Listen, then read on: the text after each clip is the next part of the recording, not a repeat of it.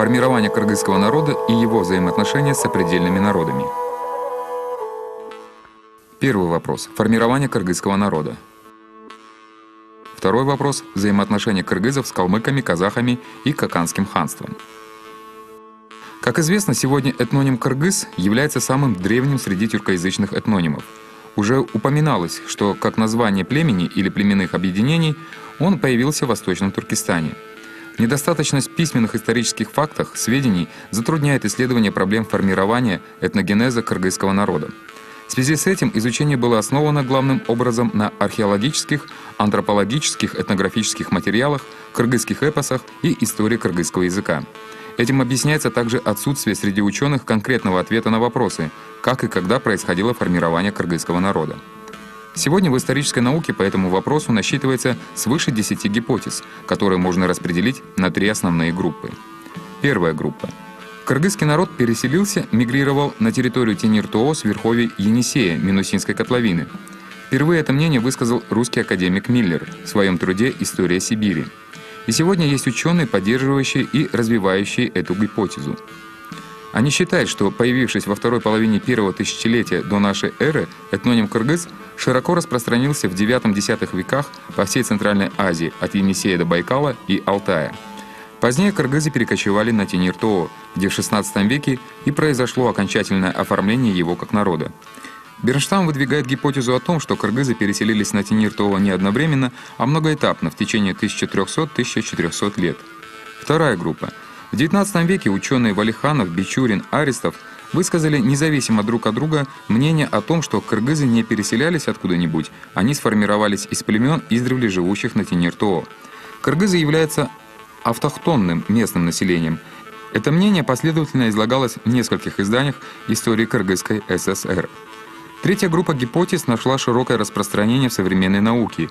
В ее основу положены итоги специальной совместной научной сессии Академии наук СССР и Академии наук Кыргызской ССР, посвященной этногенезу кыргызского народа. В результате обмена мнениями между ведущими и авторитетными учеными Академии наук СССР и Академии наук Кыргызской ССР различных союзных республик было принято следующее заключение. Кыргызский народ и его культура сложились в результате взаимодействия по меньшей мере 2 этнических элементов – центральноазиатского и местного среднеазиатского.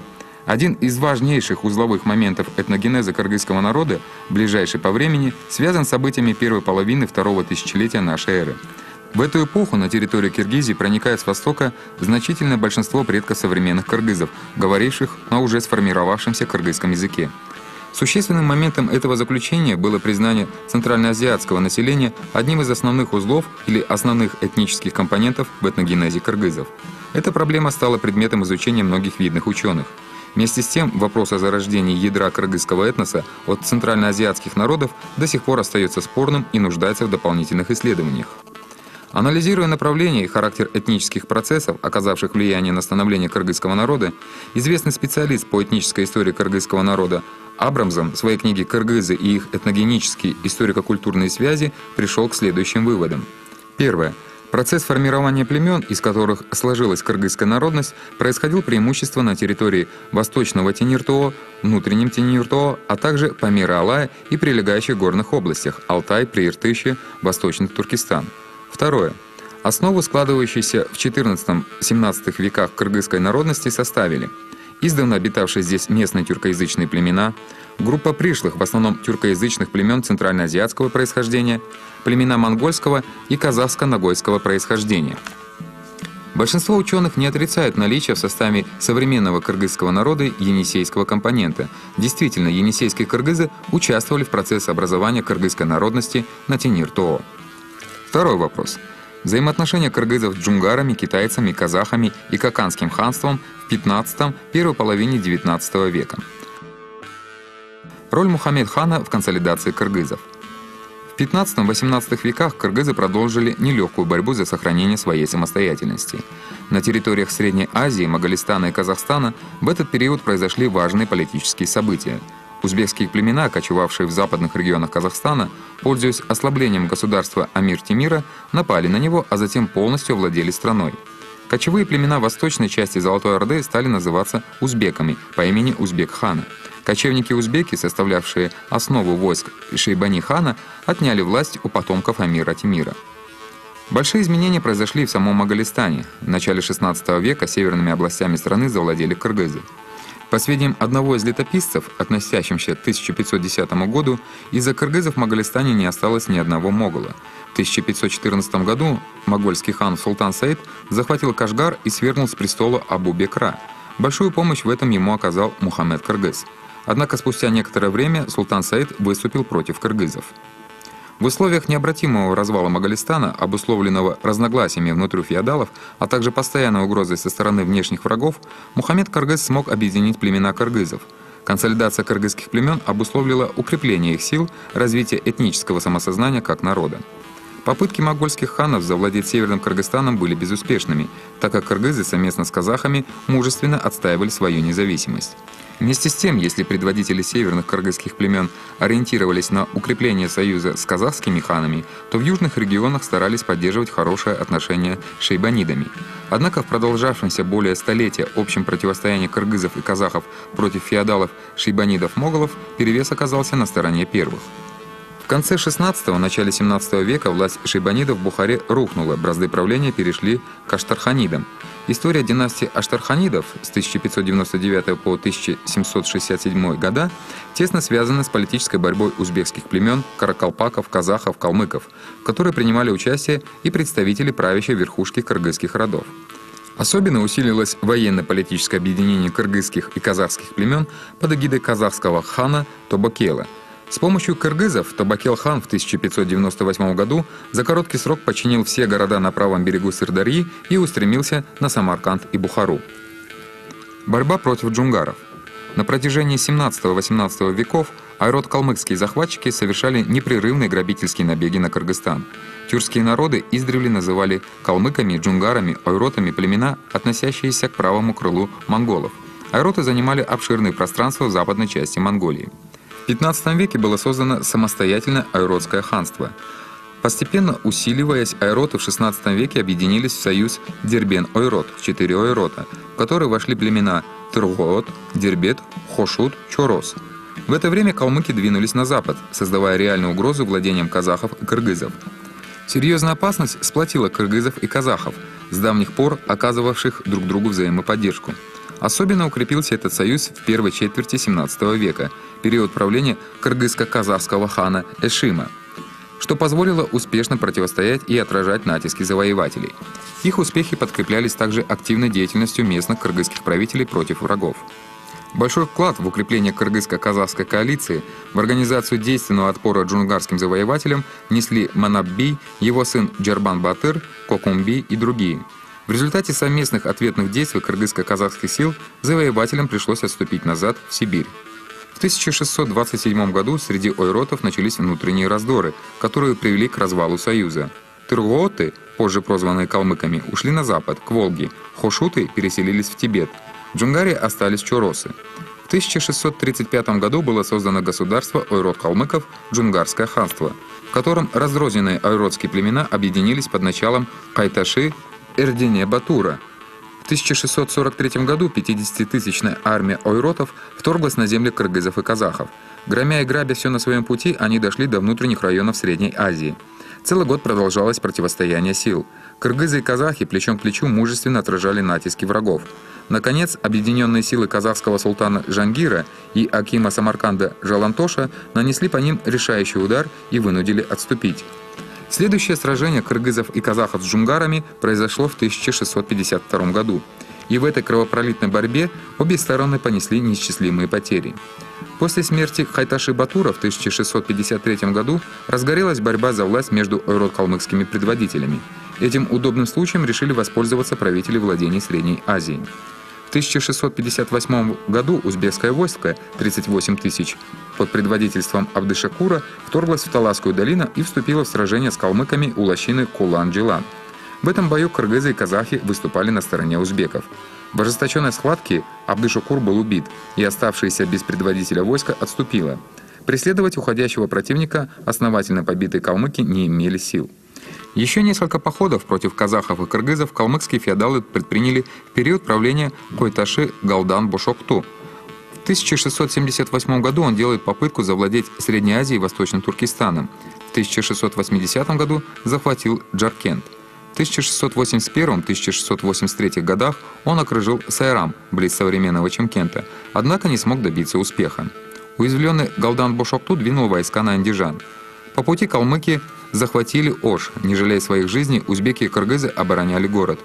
Не сумев взять эти крепости, калмыки вернулись к Сайраму и после небывало ожесточенного штурма все же захватили его. Тысячи жителей города были угнаны в рабство. Несмотря на большие усилия, калмыкам не удалось установить свою власть на кыргызской земле. А начиная с 1644 года уже самим калмыкам пришлось отстаивать свою независимость от посягательств маньчжуров, правивших в Китае. Война между ними продолжалась до 1697 года. Отношения кыргызов и казахов с джунгарами вновь резко обострились в период правления Цевана Рабдана и особенно с приходом к власти Галдана Церена. В начале XVIII века, почувствовав ослабление джунгарского ханства, в войне против маньчжуров казахи и кыргызы предприняли попытку вернуть утраченные территории. Однако в 1727 году они потерпели поражение от 60-тысячной армии джунгарских захватчиков и были вынуждены отступать.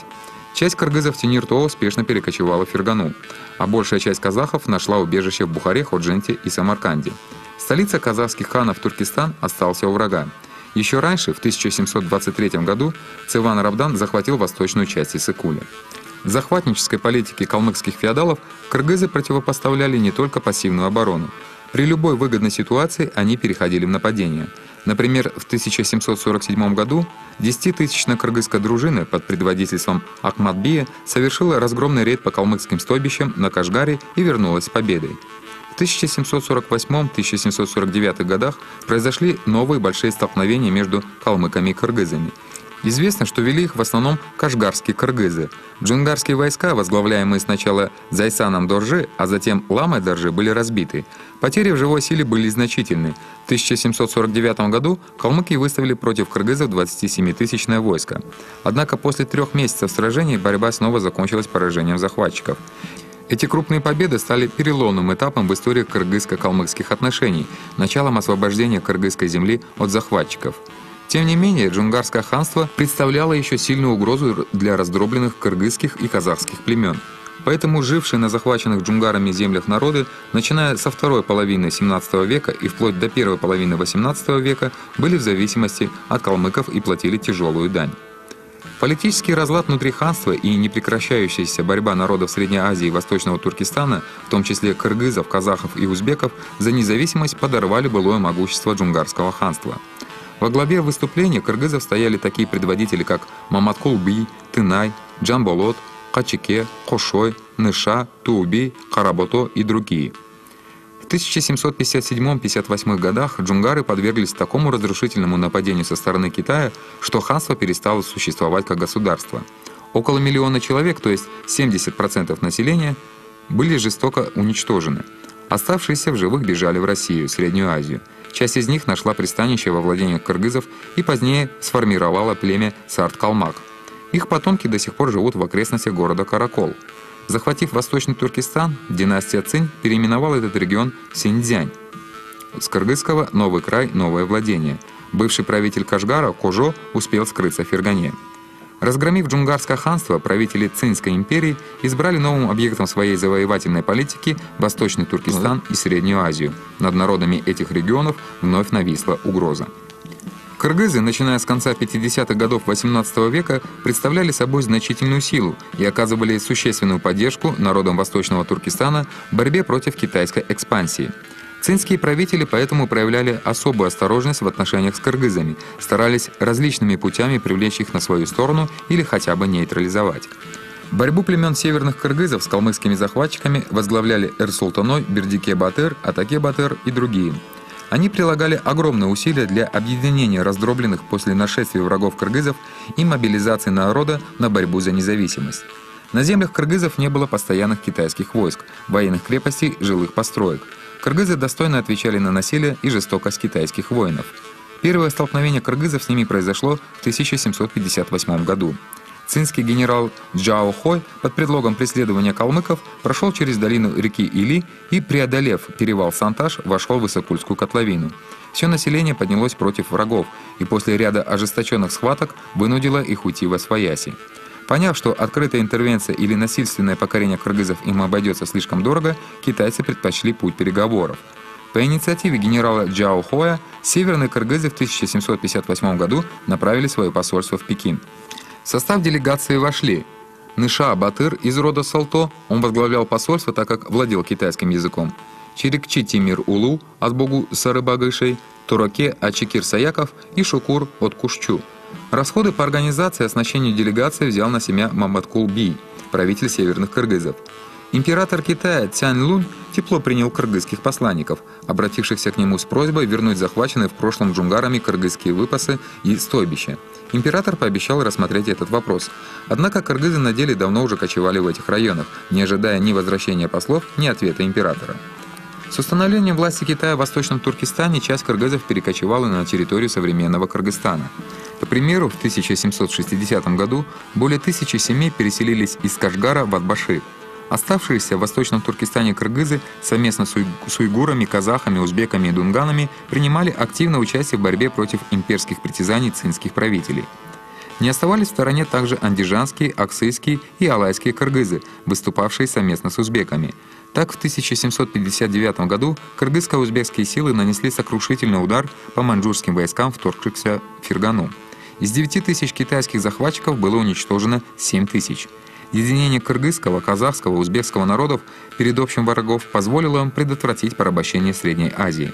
Память об этой борьбе сохранилась в народе. Свидетельство тому – повествование во многих разделах эпоса «Манас» о многочисленных сражениях кыргызов с маньчжурами. После падения джунгарского ханства согласие между кыргызами и казахами, плечом к плечу противостоявшими урод-калмыцким набегам на протяжении 17-18 веков, было поколеблено. Причиной этому послужили споры между кыргызскими и казахскими феодалами за право владения пастбищами и стойбищами, освобожденными от калмыков. Приложили к этому руки также цинские чиновники, изо всех сил стараясь еще больше обострить противостояние, которое без того принесло много страданий простому народу. Кыргызско-казахские столкновения. В начале 1760 года султаны казахского Среднего Джуса вторглись во владение кыргызов и захватили большую добычу. В ответ на это кыргызские феодалы в 1764 году трижды нападали на стойбища старшего и младшего джузов в районе реки Или. Особый размах столкновения между кыргызами и казахами приобрели в 70-х годах XVIII века, когда казахский хан Аблай, окончательно утвердивший свою власть над Средним Джузом, предпринимал попытки подчинить себе и старший Джуз. Предпринятые ханом набеги против кыргызов неоднократно завершались успехом, что поднимало его авторитет среди его народа. В 1770-71 годах Аблай во главе 30-тысячного войска напал на таласских и чуйских кыргызов. На защиту своей земли поднялись представители всех родов – Солто, Сарыбагыш, Саяк, Бугу, Чомбагыш, Азык и другие. Возглавил их предводитель рода Солто Жаил Батыр. В памяти народа сражение между кыргызами и казахами сохранилось под названием «Побоище Джаила». Начав с Таласа, Аблай дошел до Карабалты, затем до Сокулука, грабя жителей, встречавшихся на пути селений. Решающее сражение произошло в Лощине на месте слияния рек Аксу и Кыз-Тууган с рекой Чу. В кровопролитном бою геройски погибли Жаил Батыр и его сыновья Усен и Тике. Аблай-хану в этом походе удалось разбить кыргызов в Чуйской, Кеминской, некоторые части Иссык-Кульской, Качкорской долин и дойти до Сонкуля. В схватках с захватчиками активно участвовали Эсенгул Батыр, Бурго Батыр, Жаманак Батыр, Атаке Батыр, Бишкек Батыр и другие. Хотя противостояние кыргызов и казахов завершилось победой казахов, кыргызы не считали себя покоренными. Набеги Кененцары. В период между концом XVIII и серединой XIX веков в отношениях кыргызов и казахов установились относительное спокойствие. Предводители младшего и среднего джузов, пытаясь создать единое казахское государство, в 1841 году возвели на престол своего ставленника Кененцары. В 1846 году Кененцары направил послов хану северных кыргызов Ормону с предложением объединиться в борьбе против надвигающейся угрозы экспансии русского царизма. Посоветовавшись со старейшинами родов, Ормон ответил отказом. Недовольный Кененцары весной 1846 года совместно с предводителями Норузбаем и Эрджаном совершил набег на родовые владения Солто и Сарыбагышей, который сопровождался жестоким насилием в отношении населения. В 1847 году Кенесары во главе 20-тысячного войска предпринял новый поход на чуйских кыргызов и, дойдя до местности Майтюбе, близ современного города Токмок, разбил лагерь, чтобы подготовиться к решающему удару. Кыргызские предводители, собрав войско, решили дать отпор. Возглавили отряды Ормон-хан, Жантай, Жангарач, Аджибек-Батыр. Ормон-хан проявил себя как талантливый, находчивый, быстрый и оперативно реагирующий на сложившуюся ситуацию военный стратег. В ожесточенном сражении они сумели оттеснить врага к Карасуйским трясинам в окрестностях Мыкана, где нашли свою погибель большая часть казахских воинов. Оставшиеся в живых сдались на милость победителям. Предводители казахов Кенесары и Норузбай были взяты в плен, а затем убиты. Русское правительство было удовлетворено тем, что они избавились от Кенесары, такого серьезного противника в регионе, и поэтому щедро наградили кыргызских предводителей, активно участвовавших в разгроме войск Кенесары. Ормон-хан и Джантай были удостоены золотых медалей и шитым золотом халатов. Золотыми медалями награждены и 13 воинов, сумевших взять Кенесары в плен. Дайырбек из рода Тенай, Халча Аксакал из рода Жарбан и другие. Спустя 6 месяцев после окончания войны, 22 августа 1847 года, при посредничестве русского правительства, кыргызы и казахи подписали в городе Капал, современный город Талдыкурган, мирный договор. Эта бессмысленная братоубийственная война вошла в историю кыргызского и казахского народов как одна из самых трагических ее страниц. Кыргызстан в период господства Каканского ханства. В 1709 году правителем центральной части Ферганской долины, центр город Какант, при поддержке крупных феодалов был провозглашен Шахрук-Бий, один из потомков легендарного Бабура. Таким образом, Шахрук-Бий являлся основателем Каканского ханства, с него началась история государства. Анализ исторических источников позволяет предполагать, что значительную помощь Шахрук-Бию в получении власти оказали и правители кыргызского происхождения. Так известно, что в начале XVIII века правителем Ходжента был выходец из кыргызов Акбото-Бий, который стал зятем Шахруха, женившись на его дочери. А если учесть, что по традициям кочевников породниться со знатной и владетельной персоной имел право только равный по статусу и положению, то можно с уверенностью говорить о далеко немаловажной роли Акбото-Бия в восшествии Шахруха на ханский престол. Почти 200-летнюю историю развития Каканского ханства можно разделить на 3 неравных по времени этапа. Первый – основание Каканского государства, 1709-1800 года. В этот период была сформирована административно-политическая система, укрепились социально-экономические основы государства. Произошло окончание слияния и объединения отдельных самостоятельных владений Ферганской долины в Каканское государство. Второе – развитие и расцвет Каканского ханства, 1800-1840 года. Данный этап характеризуется дальнейшим развитием и усилением политико-административной системы государства, внутренней и внешней политики.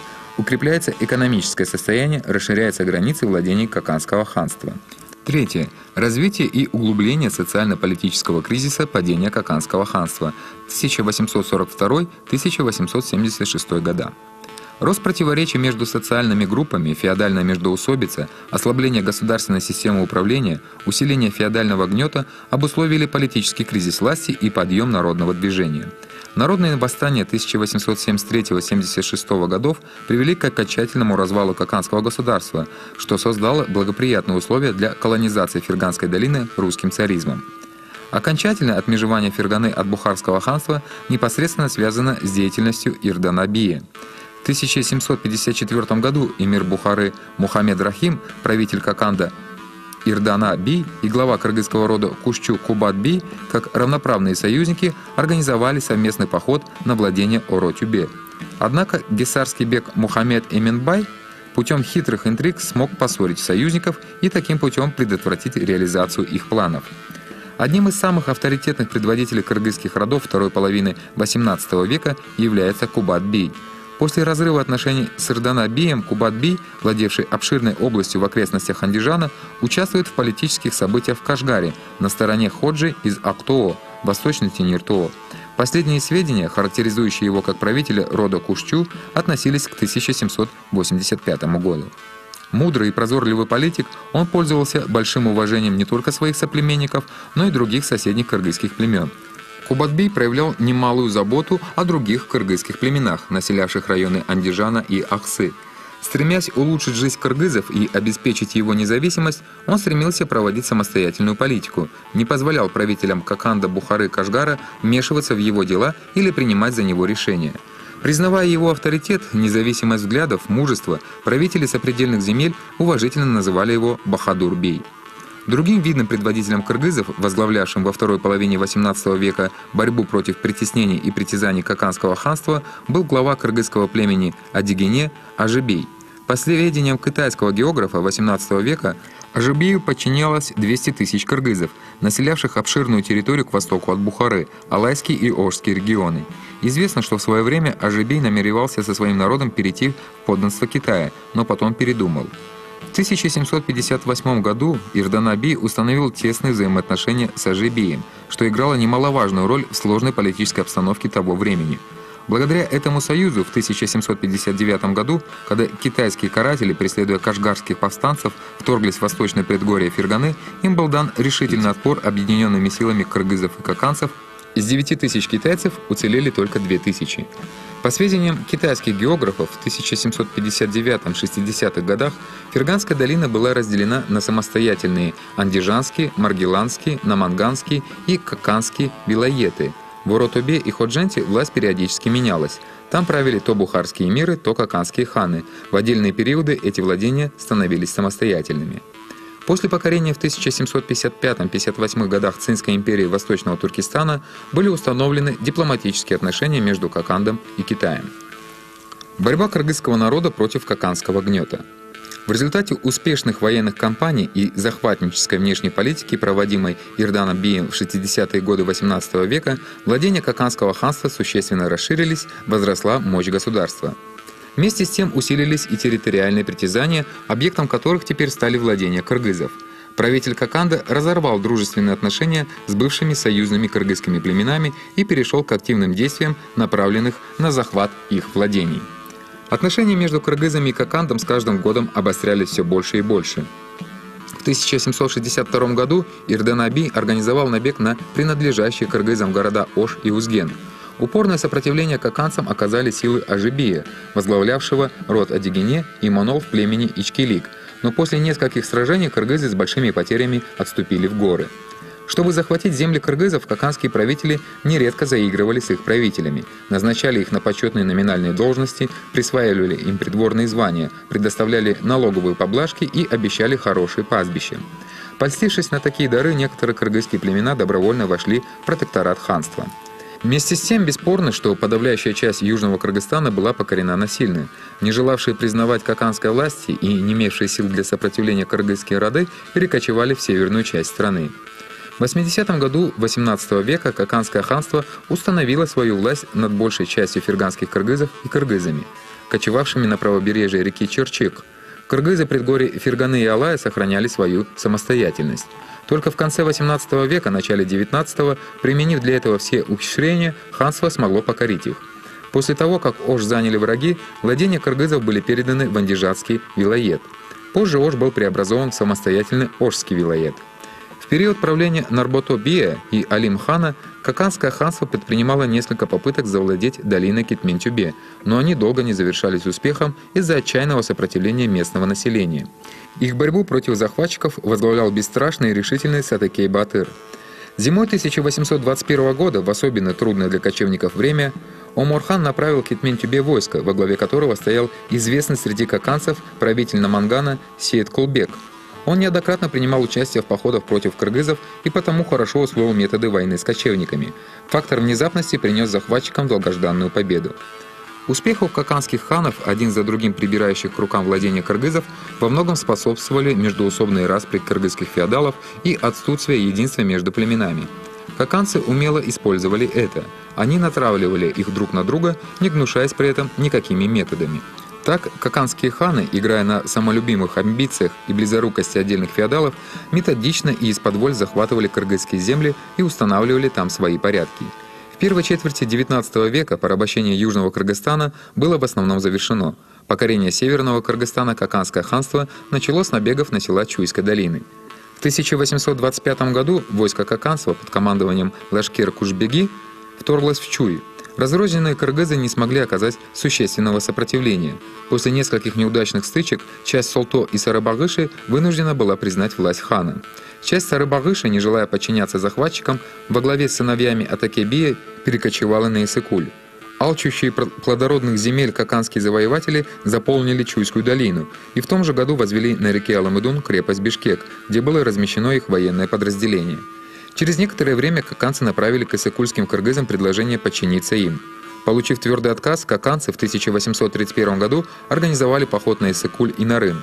Одно войско под предводительством Лашкера Кушбеги пришло к Иссык-кулю через Ташкент, Чимкент, Олой-Ата и Чуйскую долину. Другое, возглавляемое Хаккулой, выйдя из Ферганы, прошло через перевал Когарт и дошло до Актаала, Атбаши, Нарына, Джумгала и Кочкора, грабя и разоряя народ на своем пути.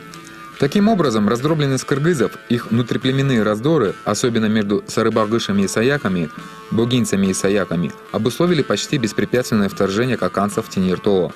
Некоторые вожди, ослепленные эгоизмом и жаждой наживы, даже способствовали каканцам в разгроме неугодных им сородичей. Для закрепления своих завоеваний каканцы создавали на торговых путях крепостные укрепления с военными гарнизонами – Бишкек, Токмак, Аксу, Чалдавар, Карабалта, Мирке, Атбаши, Куртка, Тогусторо, Кочкор, Джумгал, Сусамыр, Тон, Джургалчек, Тамга, Борскоон и Каракол. Год от года все усиливался гнет каканских правителей. Вводились новые виды налогов и податей, росли их ставки, ужесточались меры наказания за неуплату. Все это вызывало справедливое негодование и ненависть народа. Начались массовые выступления против каканцев. В 30-е и 40-е годы XIX века освободительная борьба кыргызов против засилия каканского ханства приняла широкий размах. Причиной, переполнившей чашу терпения и поднявшей людей, стали безжалостные грабежи и неслыханные бесчинства, совершенные каканцами со времени похода 1831 года.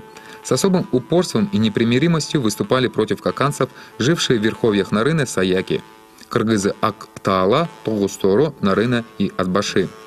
Возглавили восстание против каканского ханства Тайлак и его старший брат Атантай, лидеры саяков Актаала. В 1831 году 7000-е каканское войско, которым командовал Хаккула, неожиданно вторглось в Актаала, разгромило саяков и захватило Атантая и Тайлака в плен. Освободившись, они немедля собрали ополчение и осадили крепость Куртха. Одержав победу над каканцами, воины Тайлака освободили из подземелья крепости томящихся там узников, возвратили населению награбленный каканцами скот и отменили налоги. На подавление восстания хан направил отряд из 500 хорошо вооруженных сарбазов под командованием Араб-Батыра. Джигиты Тайлака встретили войска каканцев на Джалоб-Бачин, Тогусторо и одержали победу. Враг потерял около 400 сарбазов. Не ожидавшие такого отпора каканцы стали беспорядочно отступать. Тайлак-Батыр настиг бежавшего с кучкой воинов арапа и в поединке поразил его насмерть копьем.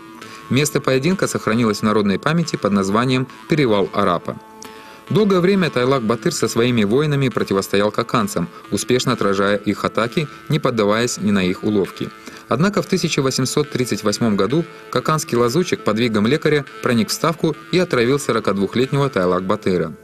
В 40-е годы XIX века освободительное движение кыргызского народа против каканского гнета усилилось и охватило огромную территорию. 1843 года восстали кыргызы из Иссык-кульской котловины и изгнали каканские гарнизоны из крепостей Каракол, Борскон, Хонур-Олен. Возглавляемое Табалды-Батыром народное движение за изгнание врагов в Нарыне длилось в течение 2 лет и нанесло большой урон каканским захватчикам. Отказались платить дань каканскому беку атбашинские кыргызы из рода Чирик, возглавляемые Турдуке. Бек крепости Куртка, Мамыр-Азык, будучи не в силах подавить разрастающее народное движение, в течение 2 лет постоянно клянчил у правителя Андижана подкреплений. В 1845 году против каканцев выступили алайские и ферганские кыргызы Орского региона, создав тем самым серьезную угрозу ханской ставки. Борьба кыргызского народа против экспансии каканского ханства в первой половине XIX века имела большое историческое значение, так как набиравшее силу народное движение вынуждало захватчиков повсеместно преодолевать сопротивление населения, что приводило к большой потере живой силы, значительным материальным затратам и ослаблению реальной власти каканского ханства. Назначенные наместниками ханов беки практически не могли обеспечить полного подчинения кыргызов. Усиление гнета еще больше стимулировало адекватные ответные действия народа, а также его стремление к свободе и независимость. Раздробленный, разобщенный народ и его политические лидеры племен приходили к пониманию жизненной необходимости объединения.